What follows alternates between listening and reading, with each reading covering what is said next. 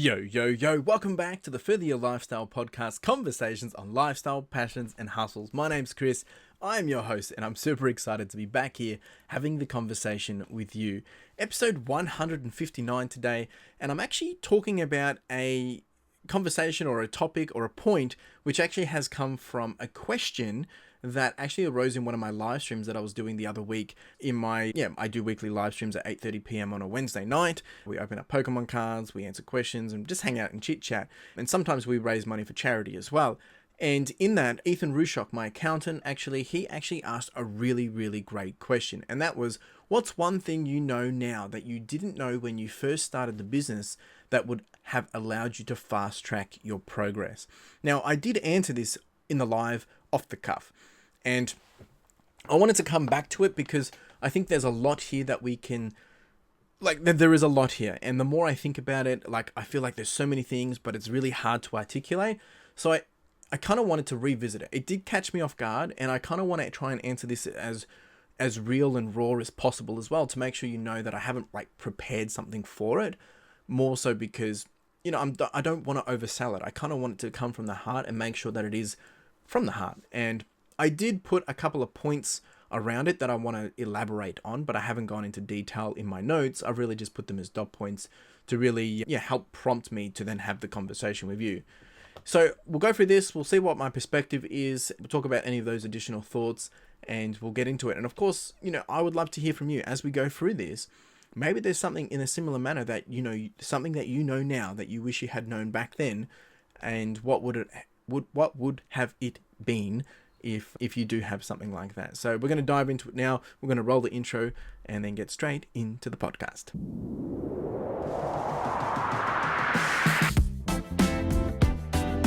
So what's one thing you know now that you didn't know when I first started the business that would have allowed me to fast track my progress? I think the main point here is you gotta be willing to grow. This is a complex answer, and I'm going to break it down into a number of different points. And that is giving yourself permission to grow, trusting your gut and taking some risks with leverage, willing to do the work, having a plan, and understanding what it will require. Now, ultimately, we cannot expect things to change for the better if we don't do anything about it. You need to make the change happen. You need to make the change happen to see things happen. Otherwise, nothing will change. Now, looking over this is my 4th year reselling my business. For those that don't know, I have an eBay online business. I basically sell everything pre-owned, but majority of that at the moment is clothing. For the first year, I did everything. Then I moved into media and books. And then by the end of year 2, I got out of that and started in clothing in year 3 and went pretty much cold turkey, full-time clothing, which was the best thing I ever did. And then in doing so, I started to implement some pretty bold moves around getting a storage unit, getting a second storage unit. I've now got a third storage unit, hiring some people, and really seeing what I can do when I just let myself tackle this like a problem, rather than trying to keep myself safe and secure and make myself feel calm and relaxed because I didn't want to get outside of my comfort zone. So that's really point number 1, giving yourself permission to grow. I think this isn't even necessarily about business individually. It really comes down to you and what you're capable of doing. When we give ourselves the permission to grow, it means it lets us let go of crap. It lets us let go of things that are in the way, and it lets us let go of the things that are holding us back to achieve what we can possibly do. Now, this might be perceived understandings. It could be, certain mindsets. It might be a limited belief. It could be anything, right? I can't answer that for you. We all have our own issues, but you would have some level of understanding of maybe what you fail to tap into because you're too scared.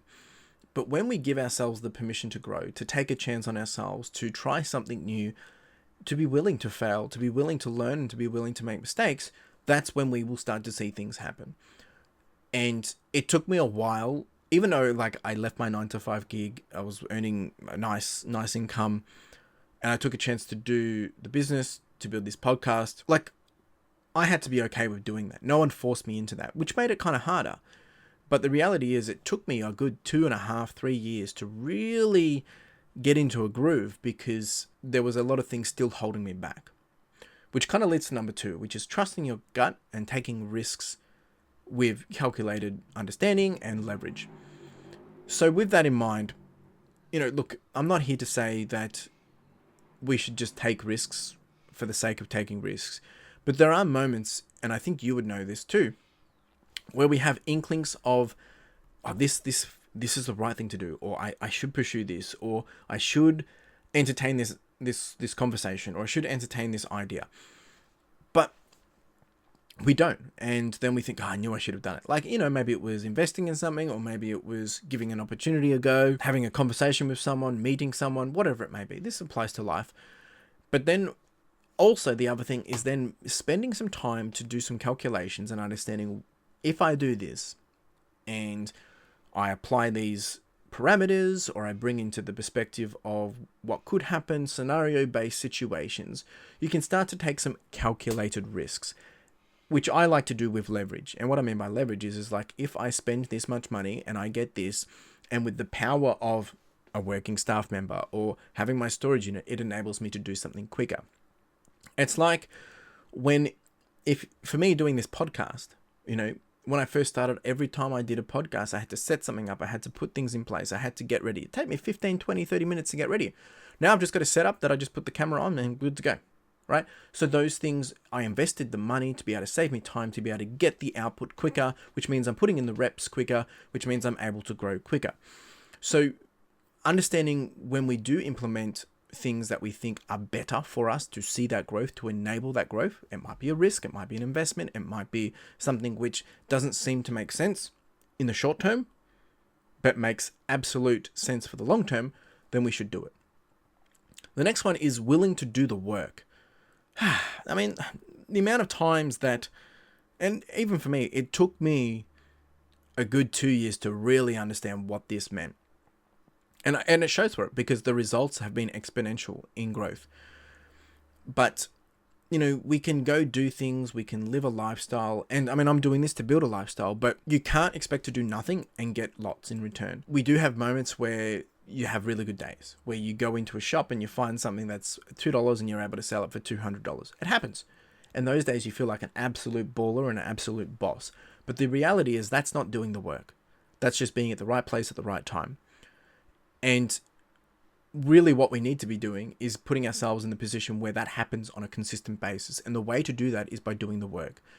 So for instance, if I was, when I first started, I wasn't necessarily sourcing enough to give myself the ability to be able to grow the store, because I didn't have enough listings to be able to list per day to be able to see that potential revenue or sales come through.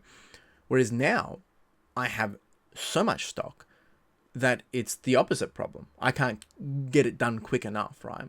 But the reality is now I have the ability to be able to spend 3-4 hours just doing that if I need to, like just taking photos, just prepping for listings, just getting it done, which enables me to then bank 2, 3, 4 days worth of other work later. And that's why people say, and I'm getting very specific into eBay here, so I do apologize if you're not really understanding, but the idea is, what I mean by this is I like to list 25 items per day. Now, if I can take 50 photos of items today, it means I've banked 2 days worth, right? If I've got someone else doing the same thing and they do 50, that banks me another 2 days. So now I'm 4 days ahead. So things like that. When I film these podcasts, I like to do 2 podcasts at a time, if not more, because it means every week I'm banking 2 weeks ahead. And then sometimes it compounds and I can get 3 or I can get 4, and then I am getting ahead. So that's really the mentality I'm talking about, willing to do the work. Now, there's no point doing any of the work if you don't have number 4, which is having a plan. You need to know where you're going. What are you doing? What is the intention here? Where are we going with all this, right? When we have a plan of understanding, then we can start to put an execution behind it. Now, I spoke about this, it might have been in the last episode or the episode before, talking about focus, intention, and execution. When we focus with intent, we can execute well. But we also need to know that when we focus on the intention, we can execute well. Because the intention is what we need to be doing. What is our intent? What do we want to do? What do we want to achieve? And then how do we focus on doing that, right? And then what are the actionable steps or the executable steps that we can do to make that happen? So when we have a plan, Now, I've got a very high level plan for, I've had one for for 2 to 3 to 5 to 10 years. The 10-year plan might be what it looks like. It's not down to the into the finer details, but I know where I want to be going. And that helps keep you honest to your North Star. It helps keep you honest to where you're going, to the path of next step. Do you take this path or do you take this path? Is this going to get me closer to where I want to be? So having that understanding changes everything because it keeps you rooted, it keeps you guided, and it keeps you honest. The next one is, what do we got here? Understanding what it will require. So this is where it kind of brings into the level of willing to do the work and having a plan. And this is probably one of the biggest things which a lot of us struggle with. I think it's with anything. Like, I've just built out my 50K ultramarathon training plan. It's going to be 900 kilometers of training, right?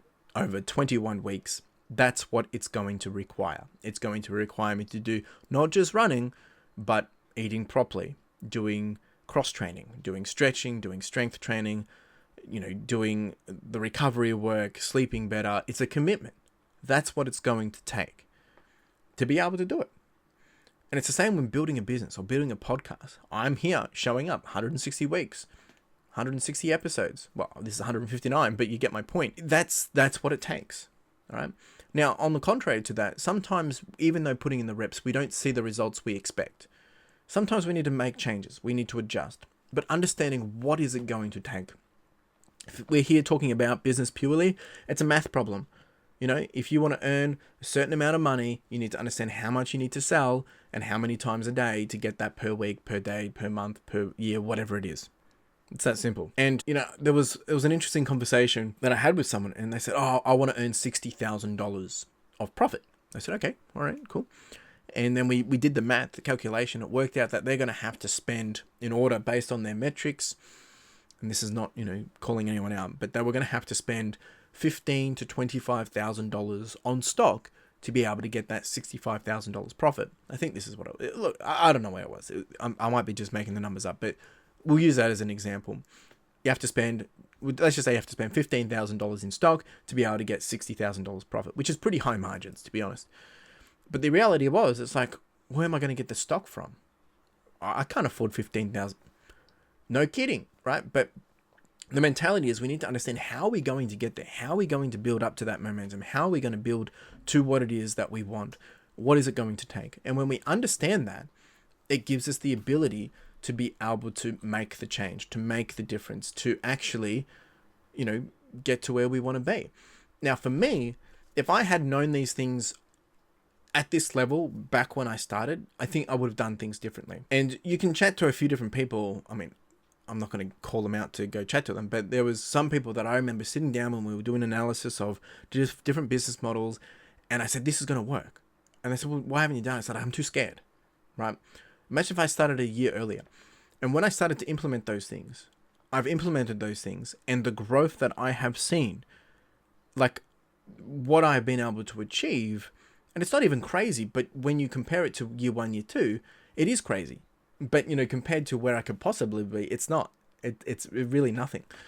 And that's the reality of it, is we have to be willing to take the boldness, we have to be willing to put in the work, and we have to be willing to try new things, adapt, and be comfortable with giving ourselves that permission to grow. I think one more point here that I didn't have was stuff the haters, right? Because unfortunately, I mean, look, it's a bit different for me because I obviously document this on YouTube. I'm putting it out here for you guys to hear and learn from as well. But with that, there comes a lot of, people providing their own opinions, which is okay. But also a lot of people looking in and maybe getting unsolicited advice because, they're not driving the same ship. They're just doing whatever they're doing and giving their own opinion, which is up to them. But sometimes it's not relevant. And we need to make sure that when people do dislike, or if they're feeling jealous or frustrated because of your own success, we need to block that out. We need to be rid of it. And if that's been a real big challenge. I've spoken about this over the last probably 6 weeks across multiple mediums. At the end of the day, if we know what we want, if we know where we're going, if we're trusting our gut, if we're giving ourselves the permission to grow, and then we understand what it's going to take, and we have a plan for it, and we're willing to do the work, there's nothing, it's just going to work. Like, that is literally how you do it. That's how you make progress. And I think having that mentality earlier than later will change the game for you. Now, I do apologize if this is not down to the detail that maybe people were looking for. This is about you. This is about you individually. I mean, for me, this is about me individually. The things that I've had to do, my mentality, how I've had to change the way I think about things. And that's really what it comes down to. Because if you are a business owner, then you are driving your own ship. You are the one that is spilling over into those areas of the business. Therefore, you need to make sure that if you aren't doing the right thing, you need to get yourself into a position where you are. And what I mean by doing the right thing is like your headspace is good, you're healthy, you're physically okay, and then all these other things. Like, are you feeling confident or are you feeling insecure? Are you having self-doubt? Are you having imposter syndrome? I have all these things all the time, but I have to work through them. I have to give myself permission to give it a go. Be willing to take that risk. Be willing to try that thing. Now, if someone's listening to this and you're thinking, oh, this is my reason to quit my job and go start reselling full time. No, that's not what I'm saying. Understand what is it going to take. Have a plan of how you're doing it. Are you willing to do that work? Because it will take you a long time. I'm still 4 years in. I haven't replaced my income the way that I was receiving it when I was working a 9 to 5, but I'm living such a better life. And I still trust my gut, and I'm willing to continue to taking those risks because I've given myself the permission to grow into what I want to be and to create the space, the place, the environment, the business, and the lifestyle that I want as well. That's really what it comes down to. So appreciate the question, Ethan. Really does mean the world to me. I'd love to hear from you guys. What about you? Something that you know now that you wish you would have known a little bit earlier. It's complex, it's deep. This is a bit of a personal conversation, a bit more me central, but the reality is that's what the question was about. So here we are answering it. Appreciate you all being here. If you enjoyed this, if you want to support the channel, the podcast, share it with someone. Otherwise, let's continue the conversation. Jump down into the comments below, and otherwise, you have a wonderful day. Cheers.